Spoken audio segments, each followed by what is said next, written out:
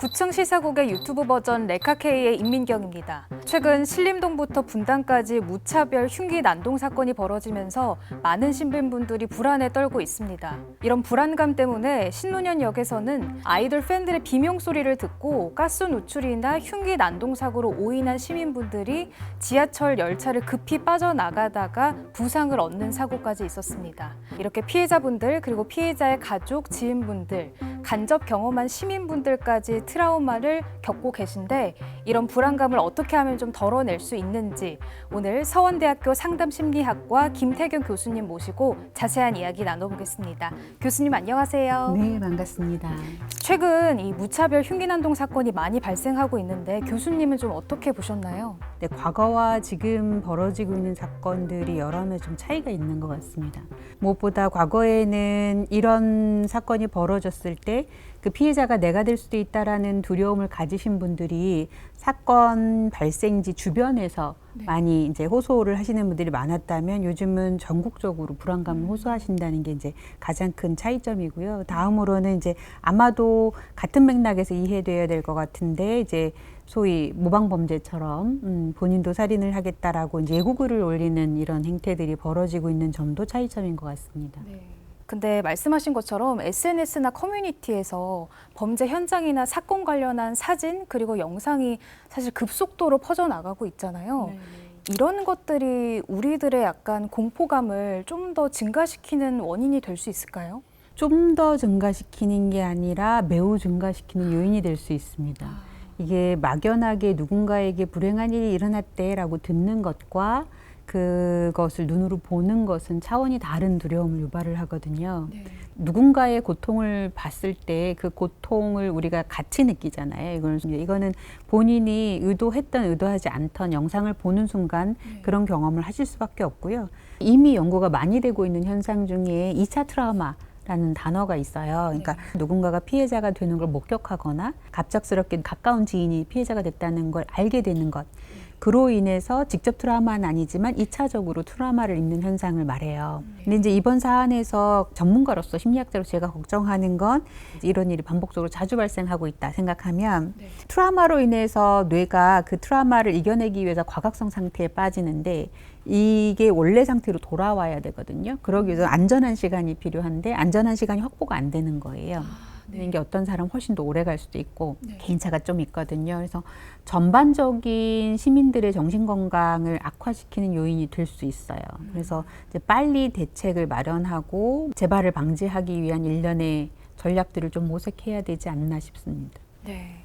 직접적으로 이 범죄 피해자이신 분들 그리고 피해자의 지인분들, 가족분들 이분들이 겪는 트라우마 그리고 불안감은 정말 상당할 것 같습니다. 주변 사람들도 아까 말씀드린 것처럼 2차 트라우마를 입어요. 근데 주변 사람들의 회복 속도와 당사자의 회복 속도는 아주 다르거든요. 근데 주변 사람들은 자신과 똑같은 경험을 했을 거라고 당사자를 생각하는 거예요. 나는 지금 놀라운 반응이 줄어들었는데 왜 너는 여전히 무서워하니? 라는 반응을 할 수 있는 거죠. 그래서 심지어 어떤 분들의 경우에는 조금 더 빨리 나아지면 안 되냐고 재촉을 하기도 해요. 지금 힘든데도 불구하고. 네, 그래서 어떤 사람은 심지어 나아졌다라고 거짓으로 보고하기도 해요. 나아진 사람인 것처럼 보여야 된다라는 생각을 하게 되는 거예요. 그래서 빨리 나아져라는 얘기를 하지 말아달라고 제가 말씀을 자주 드리는 이유가 그건 거예요. 기운 내야지 힘내라고 얘기하면 당사자 입장에서는 힘을 내야만 할 것만 같은 느낌이 드는 거예요. 그래서 힘을 내지 않으면 내가 좀 부족해서 빨리 회복하지 못하는 지혜롭지 못한 사람이라는 감각을 유발하는 거죠. 그래서 그들의 나름대로 지금 최선을 다하고 있다라고 좀 믿어주시고 주변에서는 그분들이 최선을 다하고 회복하는 시간을 좀 벌어주시는 게 필요해요. 근데 자꾸 그 사람을 이해하고 싶고 위로하고 싶어서 자꾸 물어보는 거예요. 어땠어? 근데 어땠어가 궁금한 그 이면에는 사실은 본인이 어땠는지 알고 싶은 거예요. 그 사람이 말하고 싶어 하지 않는데도 자꾸 묻잖아요.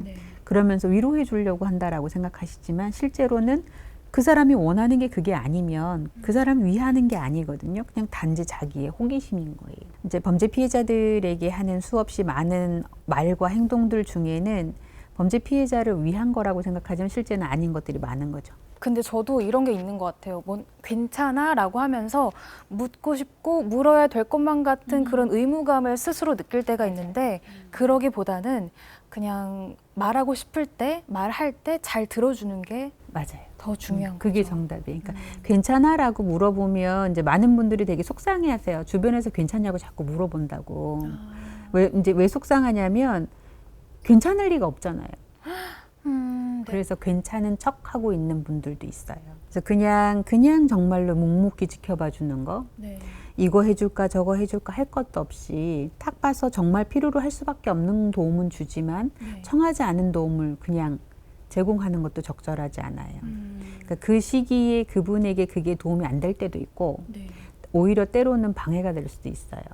근데 무엇보다 이게 범죄 트라우마가 그 다른 트라우마보다 훨씬 후유증이 심한 이유가 뭐냐면 네. 재난이나 다른 거랑 달리 범죄 피해의 경우에는 형사사법 시스템 안에 피해자가 들어가야 되는 거예요. 아, 네. 가서 경찰서에서 조사받고 뭐 재판하고 이런 일련의 과정들 전부가 다 피해자들에게 스트레스가 되는 거예요. 그러니까 직장 생활을 유지하기 힘들어지실 수도 있고 내 사건인데 내가 법원에 가면 나는 방청석에서 앉아서 질문하거나 이럴 권한도 없기 때문에 거기에 갔을 때 내가 뭐 증인으로 출석하는 게 아니기 때문에 피해자로서 어떤 안전이나 이런 것들을 보장받을 수도 없어요. 그러니까 그런 일련의 여러 가지 상황들 때문에 되게 많이 힘들어하시죠. 그러니까 회복을 하기 위해서는 충분히 안전한 시간이 확보가 되어야 돼요. 트라우마 회복을 위해서 가장 도움이 되는 단 한 가지 요소는 어떻게 보면 시간이거든요. 물론 사회적 지지나 뭐 여러 가지 요소들이 분명 영향을 주지만 단언컨대 하나만 뽑으라고 하면 시간이에요. 근데 그냥 시간이 아니에요. 안전한 시간이에요. 안전한 시간. 근데 형사사법 체계 안에 연루가 되면 이 시간이 안전하기가 어려워요. 그래서 자꾸 형사사법 절차 내에서 피해자 보호가 중요하다라고 이야기하는 거예요. 형사사법 절차 내에서 피해자로서 내가 충분히 존중받았다고 느끼는 피해자분들이 간혹 있으시거든요. 그런 분들은 이 과정 안에서도 회복을 하세요. 회복의 과정을 이제 진행을 시작을 하시는 거예요. 근데 이게 안 되는 경우엔 재판이 끝나기 전까지는 안전한 시간이 담보가 안 되기 때문에 회복을 시작을 못 하시는 거예요. 사실은 국민을 보호해야 될 의무는 국가에게 있잖아요. 그쵸. 이 절차 안에서 충분히 보호받았다고 생각하는 사람들이 어떻게 회복하는지를 좀 바라보면 우리가 앞으로 어떻게 해야 할지 방향성이 보이는 거거든요. 네. 그래서 심지어 어떤 분은 그래요. 법원에서 증인신문하는 과정에서 판사님이 보여줬던 어떤 배려, 연민? 이런 이야기들, 그분의 목소리가 이분이 많이 고통스럽고 두려울 때 이분을 진정시키는 요소가 되는 거예요. 그걸 떠올리면 마음이 가라앉으시는 거예요. 그럴 수도 있어요. 그러니까 무조건 나쁜 건 아니에요. 그러니까 절차를 진행해야 한다면 적어도 지금과 같은 방식이 아닌 다른 방식도 충분히 가능하다는 거죠. 이제는 유족분들에 대한 트라우마에 대해서 조금 더 이야기를 해보려고 하는데 분당 서현역에서 일어난 사건에서 여성 한 분이 이제 돌아가셨는데 그 남편분께서 아내를 지켜주지 못해서 본인이 너무 미안하다는 말씀을 하셨어요. 이게 사실 너무 슬픈데 이렇게 사건으로 인해서 가족을 잃게 된 경우에 체중이 늘어나는 것만으로도 유족분들이 죄책감을 느끼시는 경우가 있다고 해요. 체중만이 아니고요. 그냥 숨 쉬고 있는 것 자체를 죄스러워 하세요. 그래서 상담을 안 받으려고 하세요. 그래서 내가 가족을 잃었는데 나만 마음 편해지겠다라고 상담을 받는 게 말이 돼요? 라고 반문을 하세요. 그래서 이제 오히려 나아지기 위한 상담이 아니라 지금 이 시간을 어쨌든 견뎌내어야 하니까 네. 견뎌내는 것을 위한 상담을 한다라고 말씀을 많이 드리거든요. 사건 직후에는 마음이 편안해지기 위한 상담을 권유하는 게 의미가 없어요. 그래서 조금 맥락을 벗어나지만 이태원 사건도 그렇고 세월호 사건도 그렇고 네. 마우나 리조트 사건도 그렇고 이렇게 일련의 사건에서 많은 분들이 사건 직후에 이분들의 심리적 지원을 위해서 부스를 만들고 막 이런 걸 하잖아요. 네네. 거기에 마음이 편해지겠다고 그 부스를 찾아가시는 유족은 없을 거예요. 그러니까 그 유가족 분들의 경우에는 본인이 때가 되었다고 생각해야 오시는 경향이 있어요. 그래서 사건 직후에는 대부분의 심리 지원은 흔히 우리가 얘기하는 심리 내적인 측면 상실감을 다루지 않아요. 네. 그냥 숨 쉬는 것부터 가르쳐요. 숨을 안 쉬는 분들도 많아요. 그러니까 상담을 하고 옆에 앉아 계시는데 숨소리가 안 들려요. 그러니까 그냥 숨을 쉬는 것을 까먹는 것처럼 보이는 분도 있으세요. 그 남편분의 죄책감을 이야기하셨는데 죄책감을 느끼는 것도 어떤 면에서는 거의 본능에 가까워요. 죄책감을 느끼는 것 자체가. 왜냐하면 막을 수 없었던 그 안타까움 있잖아요. 네. 그래서 이분이 죄책감을 느끼는 것을 일부러 죄책감 느낄 필요 없다라고 말하는 것 자체도 필요가 없어요. 그러니까 시간이 좀 지나면 스스로 정리를 하세요. 네. 그러니까 함부로 뭐 네 잘못이 아니야, 운이 나빴어, 뭐 이렇게 주변에서 이야기를 많이들 하세요. 네. 아무 도움도 안 돼요. 그러니까 그 이겨내려고 온통 노력하는 과정에서 느껴지는 감정이 죄책감인데 그걸 자꾸 깨부수려고 하시는 거예요. 그래서 힘내, 뭐 산 사람은 살아야지부터 시작해서 뭔가 결국은 죄는 용서하는데 사람은 미워하면 안 돼, 뭐 이런 식의 이야기들을 많이 하게 되죠. 본인은 이제 이해하고 그분을 위해서 하는 말이라고 착각은 하시지만 당사자는 아니거든요. 근데 이걸 알면 저런 말을 할 리가 없잖아요. 그러니까 아는 척 하면서 저런 이야기를 하지만 실제로 저 사람은 나를 모르는구나 라고 생각을 하게 되고 그런 말들이 사실은 다 2차 가해가 되는 거예요. 그러니까 본인들은 2차 가해를 하고 있다라고 생각 못 하시지만 실제로는 2차 가해가 되는 경우들도 꽤 있는 거죠. 교수님이 느끼시기에 우리 사회에서 그러면 범죄 피해자분들, 생존자분들을 대할 때 가장 큰 문제가 뭐라고 좀 생각을 하시나요? 모든 걸 너무 서둘러요. 그래서 조사도 빨리빨리. 근데 또 그게 사건이 처리되는 건 빠르지 않아요. 그래서 심지어는 경찰에 신고하고 고소하고 4년, 5년 뒤에 1심 재판이 열리는 경우도 있어요. 현실에서는. 그러니까 느리게 해야 할 거는 너무 빨리빨리. 빨리 해야 할 건 너무 느리게. 그게 제일 문제인 것 같아요. 그래서 그분의 속도대로 그분이 회복할 수 있게 조용히 지켜봐 줘야 되는데 빨리 회복하라고 재촉을 하게 되는 거죠. 처음에는 사람들이 잘 들어주지만 어느 정도 시간이 지나면 내가 괜찮기를 기대한다는 걸 알기 때문에 네. 정말로 친한 가족조차도 이 사람이 얼마나 힘든지를 모르게 되는 거죠. 그래서 너무 서두른다. 조금은 천천히 가야 할 때도 분명 존재한다. 근데 또 다른 맥락에서는 그 피해자다움이라는 단어가 또 있더라고요. 어떤 내용인지 혹시 교수님이 좀 설명해 주실 수 있을까요? 피해자는 이러이러해야 한다는 거예요. 예를 들면 이런 거예요. 살인사건으로 배우자를 잃었어요. 네. 근데 이분이 어느 장소에 가서 밝게 웃었어요. 그러면 이제 평소에는 이런 거예요. 기운내. 산 사람은 살아야지라고 분명히 얘기하거든요. 네. 언제까지 그렇게 힘들어할 거야 라고 말을 해놓고 네. 이분이 실제로 어딘가에 가서 환하게 웃으면 그렇게 배우자를 잃고도 좋다고 웃는 이상한 사람 취급을 하는 거예요. 굉장히 이중적이죠. 그러니까 웃을 수도 없고 찡그릴 수도 없는 거예요. 그러니까 힘들다는 내색도 못하고 근데 이런 거죠. 우리가 살아가다 보면 아주 많이 힘들지만 어느 날은 저절로 웃음이 날 수도 있는 거예요. 너무 당연한 건데. 그렇죠. 시간이 어느 정도 지나면 이제 기억도 조금 흐릿해질 수도 있는 거고 마음 정리가 되면 웃을 수도 있는 건데 네. 웃을 수가 없는 거예요. 웃으면 정말 바로 사회적으로 비난이 오니까. 그래서 그런 것들로부터 자유로운 이제 하위 집단을 이제 만들어 드리는 거죠. 그래서 어떤 분이 그러시더라고요. 나 오늘 웃어도 돼요? 라고 하셨던 분이 있으세요.